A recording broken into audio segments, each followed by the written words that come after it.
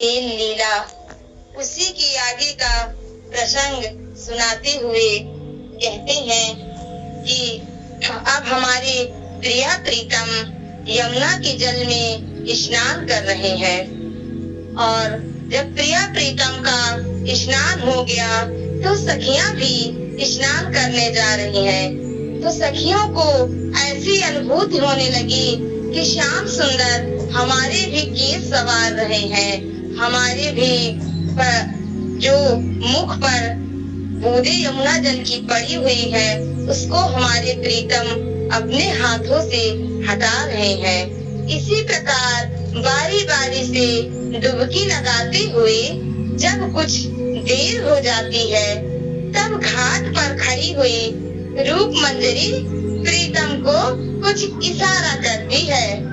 तब श्याम सुंदर कहते हैं बहुत ठीक कहकर प्रिया जी के बाएं हाथों को पकड़कर घाट पर आ जाते हैं और पश्चिम की ओर मुख करके बैठ जाते हैं।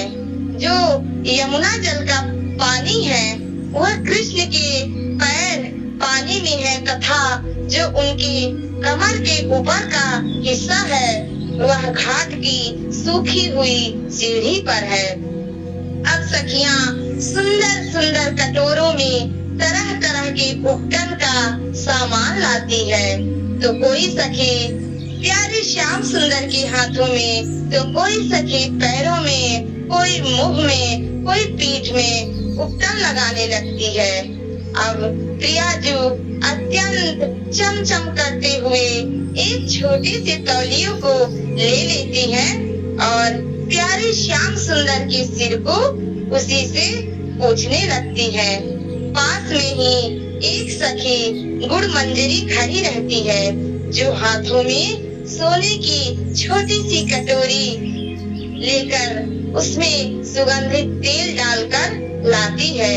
तो श्रीजू अपनी हथेली से थोड़ा सा तेल लेकर मंद मंद मधुर मधुर मुस्कान के साथ श्याम सुंदर के सिर पर धीरे से डालकर फिर दोनों हाथों से उसे दबाने लगती हैं और उनकी घुघराली लटकों को लेकर उन तेल में मलने लगती हैं। अब श्याम सुंदर की जो मधुरतम छवि है वह पानी में मड़ियों में प्रतिबिंबित हो रही है। तभी अचानक श्रीजू की जो दृष्टि है वह घाट में प्रतिबिंबित परछाई पर पड़ती है। तो वह क्या देखती है कि प्यारे श्याम सुंदर की छाती पर हमारा पैर है। इसे देखकर तो वे एक बार चौंक जाती हैं, फिर हंसने लगती हैं। तो श्याम सुंदर भी साथ में मुस्कुराने लगते हैं। अब उपटन समाप्त होते ही श्याम सुंदर पानी में छपाक से कूद पड़ते हैं। अब सखियां श्रीजू के अंग में कोमल अंगों में उपटन लगा रही हैं। अब श्री कृष्ण पानी में तैर रहे हैं तथा तिरछी चितवन से प्रियाजू के मधुर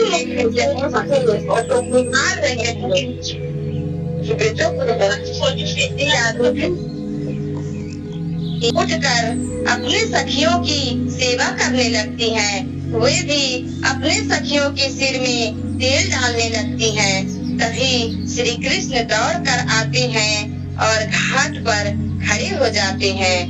तो श्याम सुंदर श्रीजू के हाथ से सुगंधित तेल की कटोरी लेकर ललिता जू के सर पर सारा का सारा तेल उड़ेल देते हैं। तेल इतना ज्यादा था कि ललिता सखी के सिर से होकर बहने लग जाता है।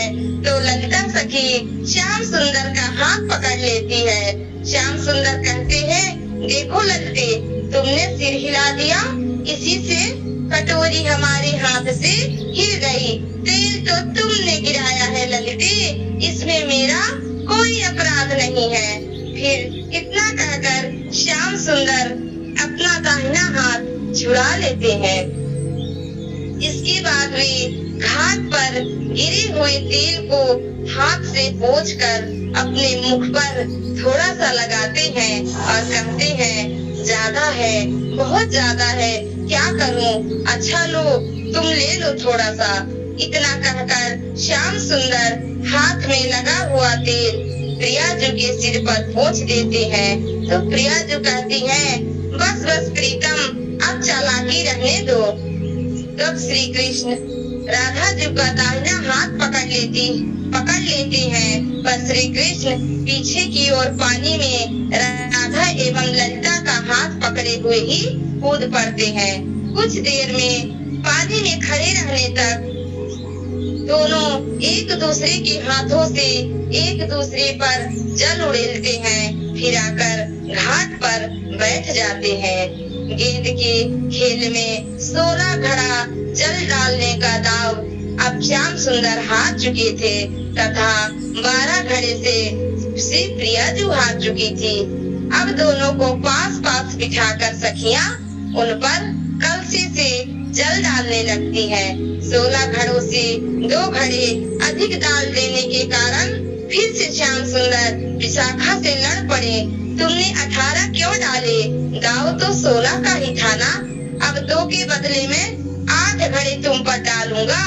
विशाखा ने कहा कि प्यारी, मैंने तो एक ही डाला है, एक तो इस ललिता सखी ने डाला है, इसलिए 4 घड़े उस पर एवं 4 घड़े मुझ पर, मैं अकेली क्यों सहूंगी? ललिता ने कहा, मुझसे तो स्वामी जी ने कह दिया था, अभी एक और बाकी है, यही गिन रही थी। मैं तो इनकी बात में आकर तुम पर 1 घड़ा ज्यादा डाल दिया, इसलिए 3 घड़े इस पर डालो और 1 मुझ पर डालो। विशाखा ने कहा, बस बस ठीक है, मैंने जो भी तुम पर 1 घड़ा अधिक डाला है वह लाडली जी के इशारे से डाला है। इन्होंने ही कहा है कि गर्मी है, क्या हर्ज है, 1 और डाल दो, इसीलिए मेरे ऊपर के 3 घड़े भी स्वामी जी के ऊपर डाल देना। अब प्रियाजू मुस्कुराती हुई बैठ गयी तथा प्यारे श्याम सुंदर कुंड से कलसे को भर भर कर डालने लगे। खेल के नियम के अनुसार श्री प्रिया जी के हाथों की अंजलि बांधे बैठी हुई थी और इस बार उनके साथ ललिता और विशाखा भी बैठी थी। श्री कृष्ण ने जब पहला घड़ा सिर पर डाला तो इस ढंग से डाला कि प्रियाजू का अंचल खिसक कर पीठ पर आ गया। पहले तो ललिता एवं विशाखा जल डाल रही थी, जिससे अंचल ठीक प्रकार से यथास्थान रहा। वे धीरे धीरे डाल रही थी, पर इस बार श्याम सुंदर ने चालाकी से तेजी से डाला। प्रियाजू ने अपना हाथ उठा लिया और अपना अंचल संभालने लगी। तब श्री कृष्ण ने कहा, देख लो तुम सब, इन्होंने अपने नियम तोड़ दिए हैं।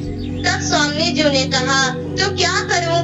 तुम ठीक से जल ही नहीं डालते, तुम तो स्वयं बेईमानी करते हो, तो मैं क्यों छोड़ दूं? आखिर बहुत देर तक इस तरह के प्रेम विनोद के पश्चात घाट पर श्री राधा एवं श्री कृष्ण खड़े हो जाते हैं। तब सखियां सूखी अगोछे से उनका शरीर पोंछकर श्री कृष्ण को पीताम्बर एवं राधा रानी को हरी साड़ी पहनाती हैं। कपड़े पहनकर वे लोग एक दूसरे को देखते हैं।